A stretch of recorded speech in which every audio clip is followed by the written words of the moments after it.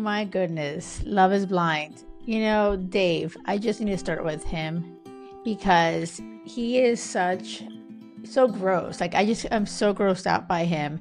And I'm so happy that now in these latest episodes, we see Lauren finally say, you know what? I am like done tolerating bullshit. So like specifically, Dave said something where I was beside myself when he said, I don't want to waste my sister's time. And, you know, like this is what I love about Love is Blind because they have these people connect on an emotional level in the pods, but then you go into real life. And this part of this whole, show, I love how they are going to integrate you with the real life and the family members. And this is such an important part. Keep this in mind as you're dating and you're saying, okay, this person I really like, let me meet their people. Dave never allowed Lauren to meet his sister, his friends. And he even said, I don't want to waste my sister's time. And I was like, get the fuck out of here, Dave. And thank God that Lauren finally was like, wait, what about my time? Like, so finally she woke up. I feel like she finally started getting upset. I feel like sometimes you're like so desperately trying to make it work and you are not paying attention to the writing on the wall. And you're like saying, this is not acceptable for this person to not prioritize me. And Dave straight up admits it's his ego. He cannot get past that Lauren has hooked up with this guy that everybody knows. He cannot get past it. He said, it's my ego.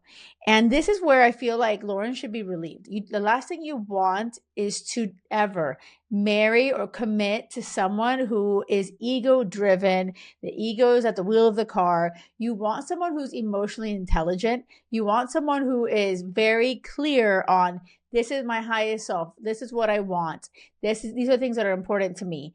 And if it's, he's actually seen, oh, this is my ego and I can't get over it. And I'm like willing to like lose you.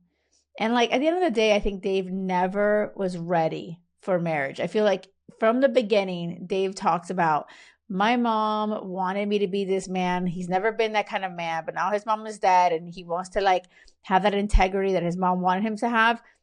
I feel like his mom sounds amazing. And I feel like, he wanted to be that and he's just not. And he's pretending to be. And, keep note for yourself as you are dating. When someone tells you, oh, I want to be this person, but if they're not, it's like, don't wait around for them or be like, oh yeah, now I got you in the perfect time when you decided you want to be a good freaking man who's not a douchebag, who's not just leading, not just hooking up with people and just everything physical and like surface level bullshit, So like, that is not like what you want to sign up for. You want to sign up for with someone who has been walking that path, who lives their life with that integrity, who has just not met the right partner who's aligned with everything that they really want, but they have had that integrity. And, Dave was never that person. And he once upon one little shooting star, he's wishing upon a star that he might become that man. And I'm not going to hold my freaking breath. And neither should Lauren. So bye.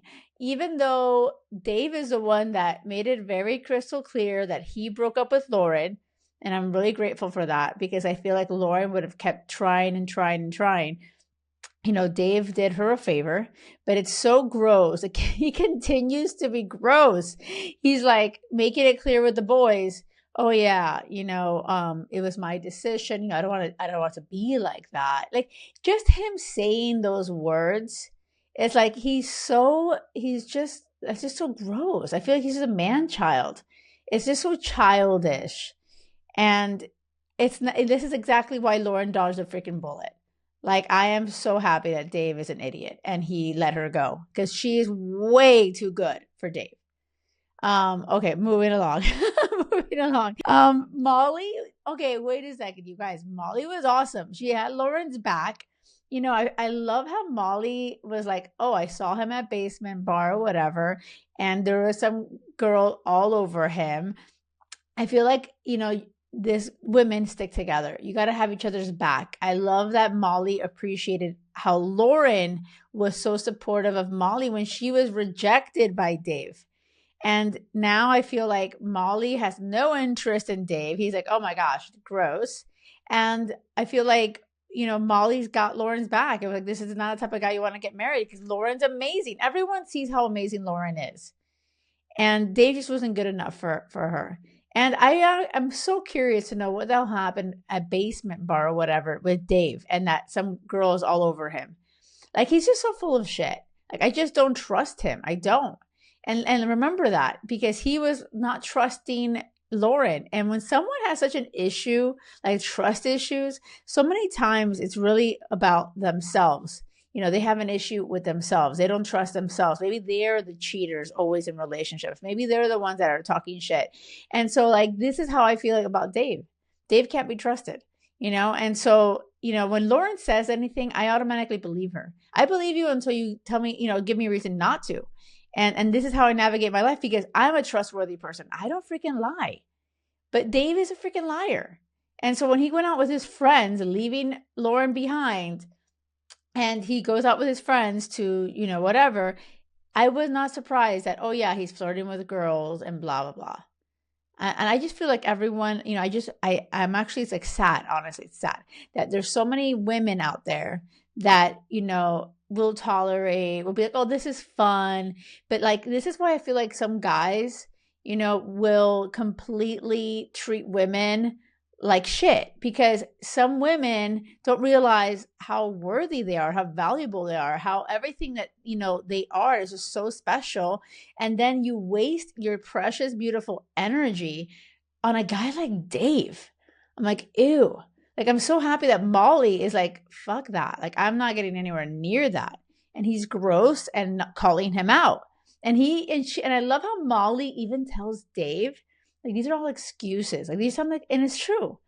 Dave at the end of the day, really should just say what it really is. And he needs to do some of that inner work and, therapy and get freaking like real clear that he has massive issues, that he doesn't, like right now he's an avoidant. He's running for the hills. Like, he cannot be that, in a healthy, secure relationship, because he's not a secure person in himself. And so I hope he can reflect on this whole series, on, season of Love is Blind, and be like, oh, wow, I got some work to do.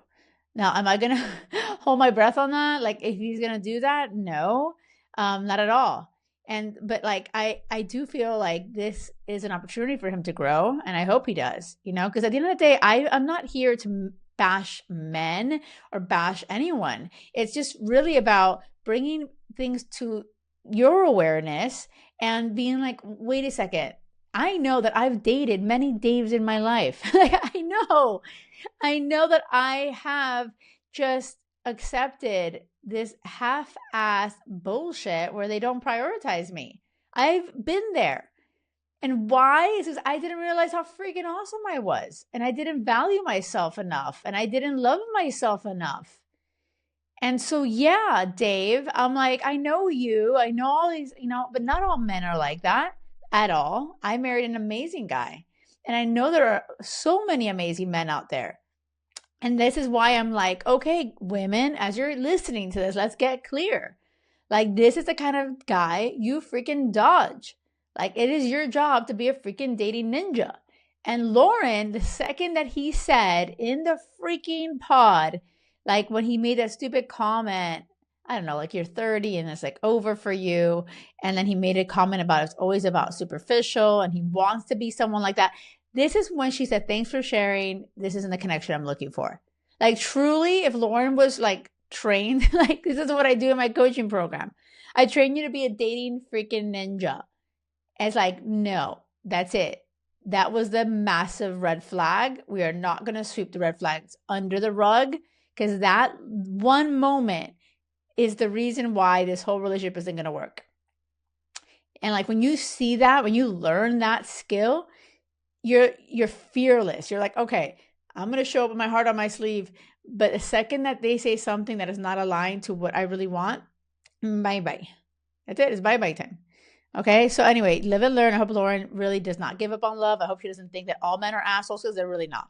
There's just a bunch of Daves out there. And now she knows, okay, when they say this, it's bye-bye time. Keep it going. But there is amazing men out there. And Lauren, I hope you don't give up on that. Oh my God, you guys stop. We have to talk about Monica and Joey. I love that the sister, because like on the last episode of mine, I know I was like giving Monica's sister a hard time. And I was, because she was totally prejudging Joey, and I didn't think he deserved it. And so I love that the sister offered to do a photo shoot, and it was just so sweet and it was awesome.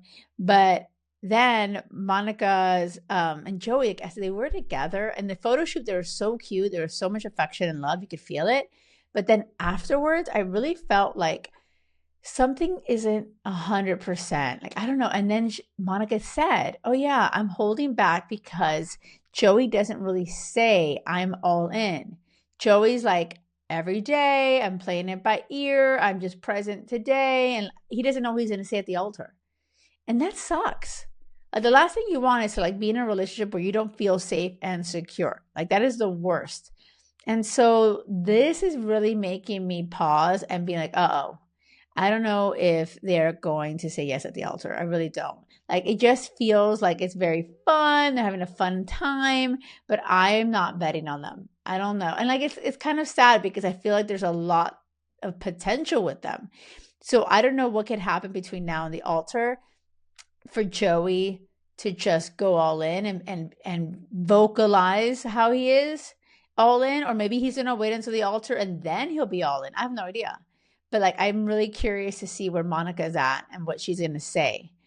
Because right now, I feel like for anyone, you guys, anyone, when you're dating and you don't feel safe and secure, that is a massive red flag. That is like, okay, communicate that to them. I feel like Monica should tell him and say, I don't feel secure in this. Like, I know you're day to day, and I kind of love that for certain reasons, certain things. But when it comes to our relationship and commitment, like, I want to know that I have you in my corner forever. Like, I want to feel like you don't want to do life without me. And for him to vocalize that requires a lot of vulnerability. And I don't know if he can get there. I don't know. And so I really am so curious to see what's going to happen at the wedding. Okay, we got to move it on with Devin and Virginia. The biggest, coolest thing about them, and I love them, I do. And by the way, he's younger than her, and who gives a shit? He's very mature, right? I love that Virginia's mom was like super intentional with the questions that she had. I'm like, yes, 100%. As like literally how I'm going to be with my kids when they bring home a guy. Obviously, they're too little now, but I loved it. I was like, yes, Virginia's mom was amazing. And then the prenup. You guys, everyone needs to get a prenup. Like, seriously. Like, I didn't have a prenup with Will. My husband Will and I, we got married. We didn't have shit. Like, we didn't sign it. But I do feel like, by the way, I've been married 17 years, right? And so like, right now, 100%, I am all for prenups. Like, for anyone out there that is getting engaged, getting whatever, I think it's great, because you never know. Even though you go into a marriage and are like, oh yeah, this is forever, something might happen, and it may, people have free will. You may commit, but something might happen where you're like, okay, this is a bye-bye moment. Like, Will freaking knows that too. Like, Will and I are obsessed with each other. We show up for each other every day. We choose each other every day. We are each other's priority, right? But like, if one day he's like, oh yeah, well, fuck it, I'm going to be an asshole, like go, cheat on me or some shit like that, do you think I'm going to stick around for that? Hell no, I won't. You know what I mean? And so this is part of like, obviously I can never imagine that ever happening, like, just because of who Will is to his core and his moral compass and this is why I chose him, right? But where you're at and you're choosing, I just feel like, why not have a prenup? So I love that Virginia talked about it with Devin, and he was so open-minded. He talked to his family and the family lawyer, and he signed it. And I thought that was awesome. And I feel like that's good for you to see, for you to protect yourself, and for you to be like, you know what? Everything that you have up to now, up to the wedding, is yours. And whatever he has, it's his. And then whatever you guys work together, you guys end up splitting it however you decide, in half or whatever. But like, it's very clear, and there's no kind of like confusion or extra drama. If God forbid, oh my God, you get divorced, at least you don't have to worry about that headache, right? So that's awesome about them. Moving on to like my favorite couple. Stop. My favorite is Daniel. Oh my God, you guys, Daniel and Taylor, they're so freaking cute. And I don't know. I think it's because also they kind of remind me of Will and I, like our vibe. Like we're just like best friends, but we also have that like chemistry. And it really is the best of all worlds. It just feels like we're always very grateful. And that's how it feels with Daniel and Taylor. They're just like so grateful for each other. And one thing that I have to talk about and mention, Taylor asked a question to Daniel that I loved, and she said, "You've been single for like 10 years, you haven't had a serious relationship, and you're about to get married. Is this something that you're worried about? In terms of like, is this, oh my God, like, are you not ready to like stop dating or not be in the dating world?" And it's funny because the way she said it, I thought of, oh, does he want to keep hooking up with other girls? That's how I heard it. And how he reacted was like, no. He was like, I have no desire to still be my single life and have my own space and my own thing. So like when she said that, I'm thinking, oh, she might be concerned that he wants to go hook up with a whole bunch of women, right? But I just don't feel like Daniel's that guy. Like he's just not the type of guy to be hooking up with random women. And like it's funny how his first initial reaction was like, oh yeah, my single space, my single life, and like my own apartment, my own things. I decided that I'm done with that when I signed up and applied for Love is Blind. And so I just thought it was so freaking sweet. It just keeps speaking to Daniel's, like just his little heart, just who he is. I believe him 100%. Taylor did too. And the thing that I want you to take away from that is that Taylor had a concern, like a legitimate concern. And she could have just kept that in her head and just jumped to conclusions and could have spiraled, right? And I know that all of us can relate to that, but she doesn't. She instead asks straight up and says, hey, this is, and just brings it to his attention. And I love that. And I truly cannot tell you enough that communication like that is what is absolutely necessary to have a healthy, secure relationship. Like Will and I continue to thrive because of that. We cannot read each other's mind. We straight up always say whatever's in our mind. We, and because of that, we always are like, oh my gosh, like I had no clue you were feeling that way. Of course not, da da da. And so then you can actually bring everything to the surface and clear the air. You never like, oh my gosh, spiraling. I cannot remember. Like I literally can't. I can't remember the last time I spiraled. Like, I don't know. Like I know that the spiraling is a thing I used to do before I got married, but because I was so anxious and I didn't know and I didn't feel secure and I didn't know. But when you find that secure partner and you're secure in yourself, you can securely speak your mind and bring things to his attention. And okay, we are aligned. We want the same things in life. We're a team. Let me clarify. You know what I mean? Let me explain where I'm coming from. So I love Taylor and Daniel. Oh my gosh. Okay. And the last people we have to talk about is Ben and Sarah. Okay, this is actually super important. Like faith is huge and, it is very important to them. Ben is very religious and Sarah says she's not religious. You guys, this is something that should be 100% like when you're thinking about your partner and where do you stand, you need to talk about these things from the beginning. And Sarah did. And when she went to his church, was it me or did you notice how like she just seemed very uncomfortable there? Right. And so like I feel like she's trying for him, but at the end of the day, it's like if you're not comfortable, you're not comfortable. You can't really force that. And she ended up kind of telling him that. And she like looked at, the services that they've done and like they said things that are not aligned to her beliefs and her values. And so she's like, I want to go somewhere else. Like, can we find somewhere else to go to? And he kind of is open to that. But in all seriousness, I just feel like that is a huge part of a relationship. And so I don't know if that will be the reason that she says bye-bye or no at the altar. You know what I mean?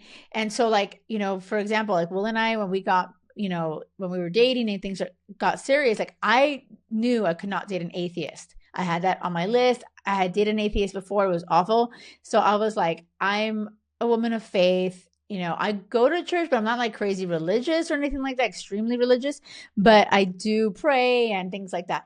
Will was agnostic. So he's open to, oh yeah, he believes in a higher power, but he's not totally sure.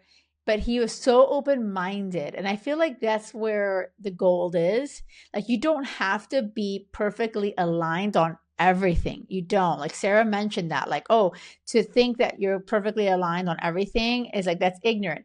I go, I do think that there should be certain things that are aligned. And so as long as you're both making each other a priority, your relationship a priority, you are willing to stay open-minded, have that growth mindset, and say, hey, this is what I want for my family. I imagine us having kids. I imagine us going to a service, every week. That's what I really want. Like, fearlessly say your vision for your family. And she's like, you know what? I totally don't want to do that. Like, and then he has to be like, well, if it's, especially when it's that important to him, he has to say that's a deal breaker for him, or vice versa. She can't, like, as much as she wants to lean in and be curious and she went to the service, if this doesn't feel aligned to who she is, then that's a bye-bye moment. And so this is where I feel like I kind of wish they could have found a church. Like, I feel like they should have found the service. Like, I switched to Episcopalian. I truly did. I felt like, I grew up Catholic, and I was always wondering why there's only, a male priest. I was like, this is not like my jam. Like, I'm all about women empowerment. And I really said that. I was the first altar girl in my church when I was a kid, like 12, 13 years old. So I was adamant, and I didn't like that. So I did not, and I didn't like how they spoke about, in certain churches against gays. And I was like, this is awful. It's just, and when gay marriage, I remember I went to a church and they're like, oh, the world is burning in flames. And there was like a picture, and it was awful. And I'm like, I don't want that for my kids. So Will and I both chose to convert, and we're Episcopalian because they're a lot more liberal and loving of everyone. And they have female priests and they have gay priests, and it's perfect, right? So I do feel like I'm hoping that Ben and Sarah find that route, but something about like how the episode ends, it feels like, oh my gosh, I don't know if Sarah's going to say no. You know what I mean? So like, I see that it is possible for them two to actually find the service that resonates with both of them. I do see that. And I think that Sarah's mom wants that for her too. But Sarah's sister is like, don't do this for anyone but for yourself. And I agree with Sarah's sister. She's a badass. I love her. And I feel like so often we are people pleasers, and we're going to like say yes at the altar because we're people pleasers and there's pressure.